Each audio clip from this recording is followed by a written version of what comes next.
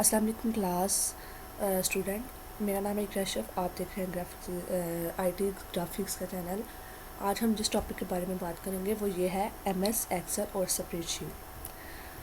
तो सबसे पहले हम जिस टॉपिक पर बात करेंगे, सबसे पहले हम ये देख लेते हैं कि एमएस वर्ड और स्प्रेडशीट होता क्या है।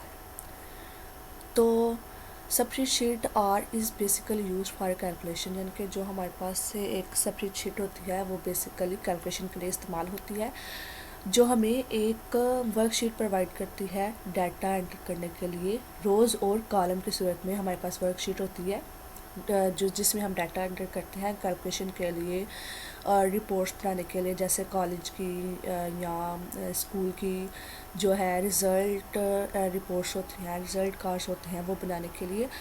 और इसकी बेस सबसे जो एडवांस ऐप इसके लिए यूज़ होती है वो एमएस एक्सेल।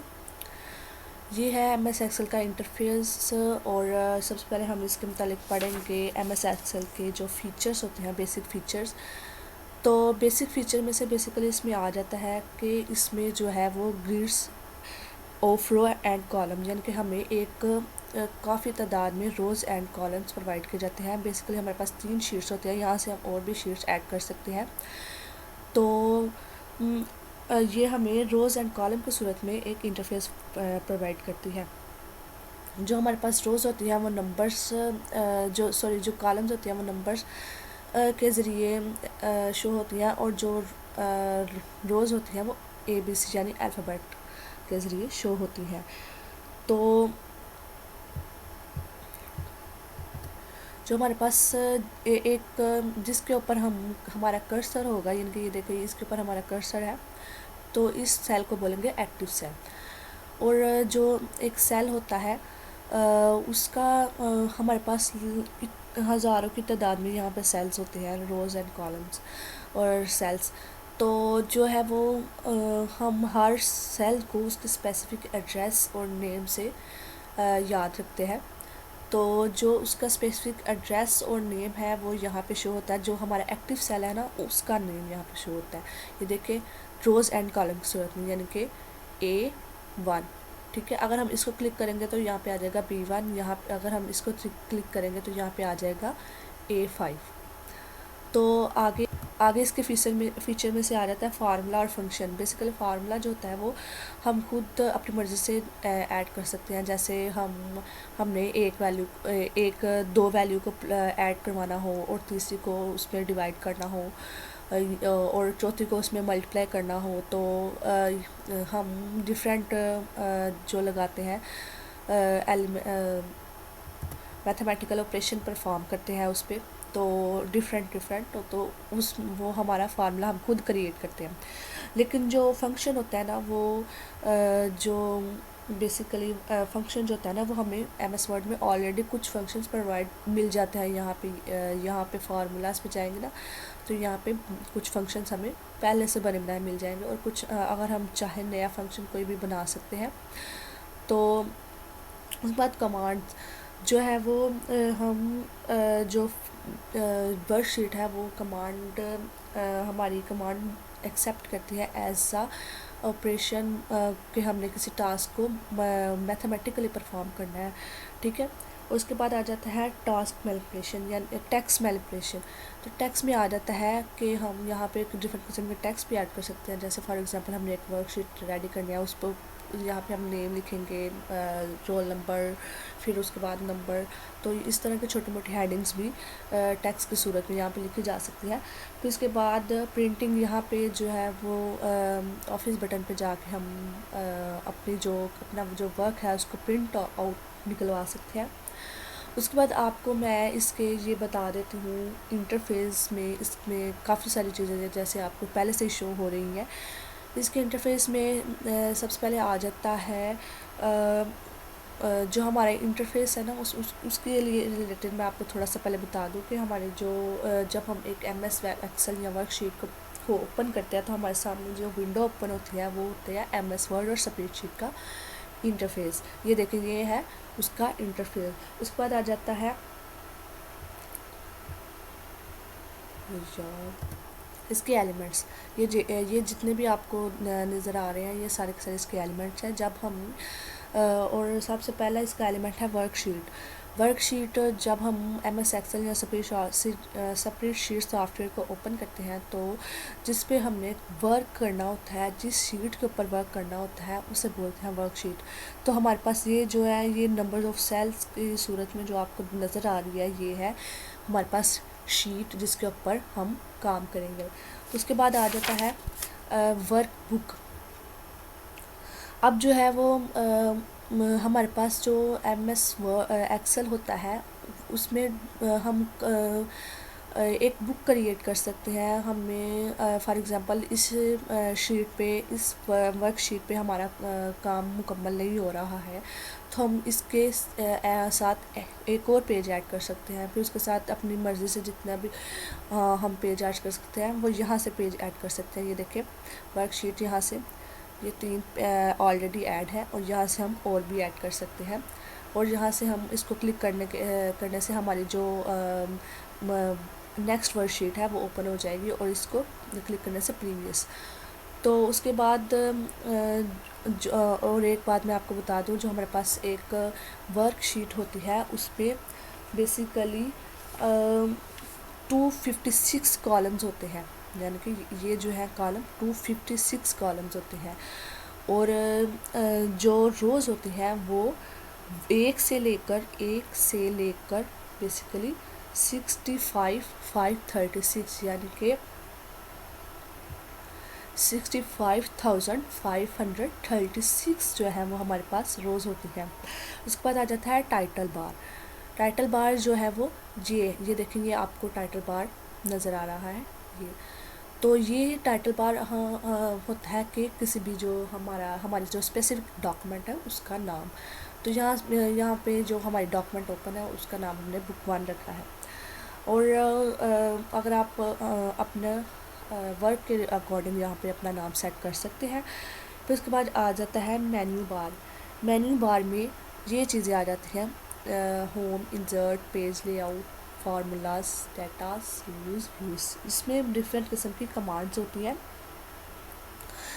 तो यहाँ पे हम डिफरेंट किस्म की कमांड पेज लेआउट पे हम पेज की सेटिंग कर सकते हैं। यहाँ पे इंसर्ट कोई भी विंडो, कोई भी तस्वीर या ग्राफ जो आपने ऐड करना हो, यहाँ पे फार्मूलाज ऐड कर सकते हैं। और डिफरेंट किस्म के और भी ऑप्शंस मेन्यू बार में आपको कमांड्स की सूरत में मिल जाएंगे। फिर उसके बाद आ जाता है टूल बार। टूल बार में आ जाता है सबसे पहले ये देखें, ये है क्विक एक्सेस टूल बार। तो यहाँ पे हम जो हमारी जो वर्कशीट है यहाँ से हम प्रिंट निकलवा सकते हैं। यहाँ पे अगर हमें कोई यहाँ से हमें अगर कोई हमारा वर्क जो है वो थोड़ा सा हमने गलत डाटा एंटर कर दिया तो यहाँ से हम बैक कर सकते हैं यहाँ से। और अगर हमने हमारा गलती से कोई डाटा डिलीट हो गया तो यहाँ से क्लिक करके हम उस डाटा को वापस ला सकते हैं, यानी कि ये अंडू और रीडू कमांड है। और फिर उसके बाद आ जाता है यहाँ पे हम मज़ीद कमांड भी क्विक एक्सेस के लिए इस्तेमाल कर सकते हैं। उसके बाद आ जाता है कॉलम हेडिंग।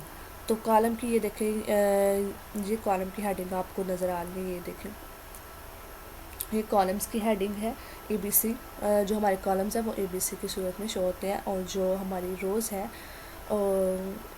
वो 1 2 की सूरत में शो होते हैं। ये कॉलम्स है और ये रोज़ है, ये देखें। फिर इसके बाद आ जाता है नेम बॉक्स। तो पहले मैंने आपको बताया कि जो हमारा एक्टिव सेल होता है उसका नेम हमारे यहाँ नेम बॉक्स में शो होता है।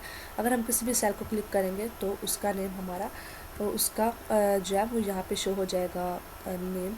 और फिर उसके बाद आ जाता है फार्मूला बार।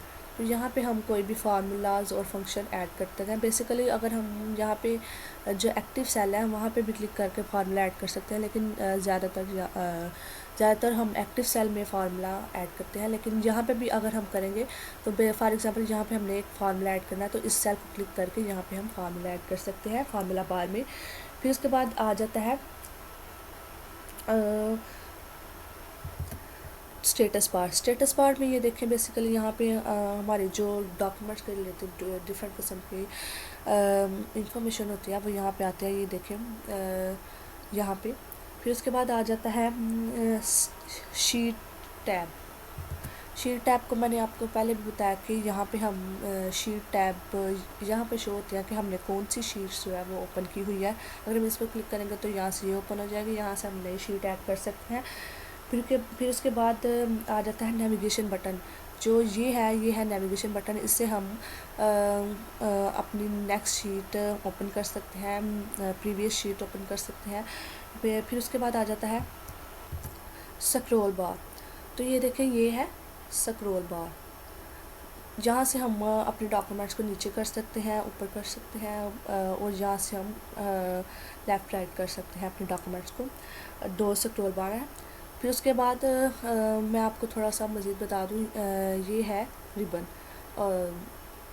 यहाँ से हम मुख्तलिफ़ किस्म की कमांड, जैसे हम यहाँ से अपना टेक्स्ट का फ़ॉन्ट चेंज कर सकते हैं, यहाँ पे टेक्स्ट को डिज़ाइन कर सकते हैं, साइज़ चेंज कर सकते हैं, यहाँ से हम अपने पैराग्राफ को सेट कर सकते हैं एक सेल में। फिर उसके बाद आ जाता है यहाँ से डिफरेंट किस्म का फ़ॉन्ट स्टाइल मिल जाएंगे। अगर हमने किसी चीज़ को डिलीट करना हो तो वो यहाँ से मिल जाएगी। फिर उसके बाद यहाँ से भी किसी किस्म का फ़िल्टर वगैरह ऐड लगाना, और यहाँ से जो हम कोई भी डॉक्यूमेंट में स्पेसिफिक चीज़ हमें फाइंड करनी हो तो वो हम यहाँ पे ऐड कर सकते हैं। फिर अच्छा, तो थोड़ा सा मैं आपको डिफरेंस बता दूँ वर्कबुक और वर्कशीट। तो ये हमारी जो स्पेसिफिक हमने एक पेज ओपन किया हुआ है, ये है वर्कशीट, जिस पे हम डाटा टाइप करेंगे। और जो वर्क बुक होती है वो कलेक्शन ऑफ शीट्स की होती है। यानी कि अभी वक्त हमारे पास 3 कलेक्शन ऑफ जो है वर्कशीट है, यानी कि हमारे पास 3 पेजों की बुक है, तो वर्कशीट है। तो नेक्स्ट हम जिसके बारे में बात करेंगे वो है एंटर डाटा इन वर्कशीट। तो हम किस तरह एक वर्कशीट में डाटा एंटर करते हैं, उसके स्टेप सबसे पहले है select this cell in which data is to be entered, type the data, press enter key. ठीक है, तो अब हम आपको डाटा एंटर करके बताएंगे कि किस तरह हम वर्कशीट पे डाटा एंटर करते हैं।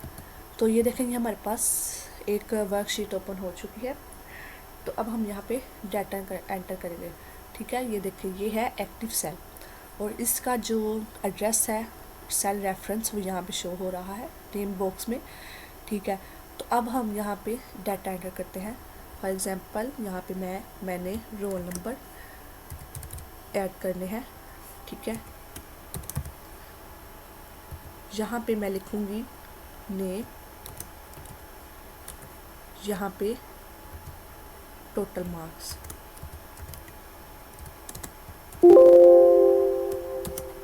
ये देखिए, तो अब हम यहाँ पे ऐड करेंगे 1 रोल नंबर, 2 3, एंटर प्रेस करते जाएंगे तो नेक्स्ट आता जाएगा, एंड 5। नेक्स्ट है हमारे पास नेम, एग्जाम्पल A B,